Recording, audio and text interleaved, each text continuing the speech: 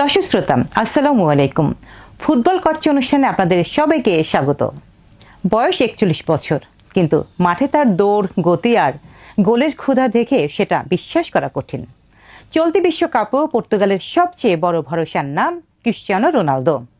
অনেকেই প্রশ্ন করেন, এত বছর পরও কিভাবে নিজেকে বিশ্বের সেরাদের কাতারে ধরে রেখেছেন এই মহাতারকা। আজকের পর্বে জানব রোনালদো সেই অবিশ্বাস্য ফিটনেসের নেপথ্যের গল্প। প্রথমে আসি তার সবচেয়ে আলোচিত অস্ত্র ক্রায়োথেরাপি চেম্বার বা বরফ ঘরে। নিজের বাড়িতেই রয়েছে অত্যাধুনিক একটি ক্রায়োথেরাপি চেম্বার, যেখানে তাপমাত্রা থাকে -110 থেকে -130 ডিগ্রি সেলসিয়াসের মধ্যে। কঠিন অনুশীলন কিংবা ম্যাচ শেষে মাত্র 3 মিনিটের জন্য এই হিমশীতল ঘরে প্রবেশ করেন রোনালদো। বিশেষজ্ঞদের মতে এই চরম ঠান্ডা পেশির ক্লান্তি কমাতে, প্রদাহ হ্রাস করতে এবং দ্রুত শরীরকে পুনরুদ্ধারে গুরুত্বপূর্ণ ভূমিকা রাখে। এবার আসি ঘুমের প্রসঙ্গে। আমাদের মতো একটানা 7-8 ঘন্টা ঘুমান না রোনালদো। তিনি অনুসরণ করেন স্লিপ কোচ নিক লিটলহেলসের পরামর্শ। দিনে ও রাতে মিলিয়ে 90 মিনিটের 5 থেকে 6টি ছোট ছোট ঘুম নেন তিনি। এই পদ্ধতিকে বলা হয় পলিফেজিক স্লিপ। একটি পূর্ণ ঘুম চক্র সাধারণত 90 মিনিটের হয়, তাই এই পরিকল্পিত বিশ্রাম শরীর ও মস্তিষ্ককে দ্রুত সতেজ করে তোলে। এবারে খাবারের কথা। রোনালদোর খাদ্য তালিকায় নেই সফট ড্রিঙ্কস, অতিরিক্ত চিনি কিংবা প্রক্রিয়াজাত খাবার।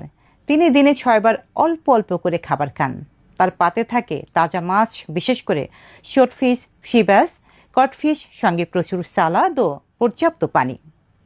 ম্যানচেস্টার ইউনাইটেডে তার সাবেক সতীর্থ প্যাট্রিস এভোরা একবার মজা করে বলেছিলেন, রোনালদো যদি কখনো তোমাকে দুপুরের খাবারের দাওয়াত দেয়, তাহলে যাওয়ার আগে দুবার ভাববে, কারণ সেখানে থাকবে শুধু সেদ্ধ মুরগির বুকের মাংস, সালাদ আর পানি।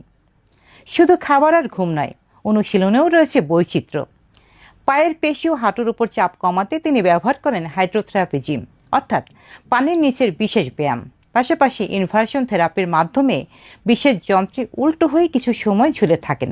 এতে মেরুদণ্ডের চাপ কমে এবং শরীরে ভারসাম্য বজায় রাখতে সাহায্য করে। তবে এসবের চেয়েও বড় শক্তি তার মানসিকতা। স্পোর্টস সাইকোলজিস্টরা যাকে বলেন এলিট মেন্টালিটি।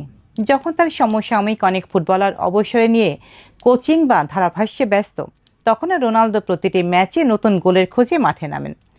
সমালোচনাকে তিনি কখনোই দুর্বলতা বানান না, বরং সেটিকেই নিজের অনুপ্রেরণায় পরিণত করেন। শোনা যায়, ম্যাচে নামার আগে আয়নার সামনে দাঁড়িয়ে তিনি নিজেকেই বলেন, আমি সেরা।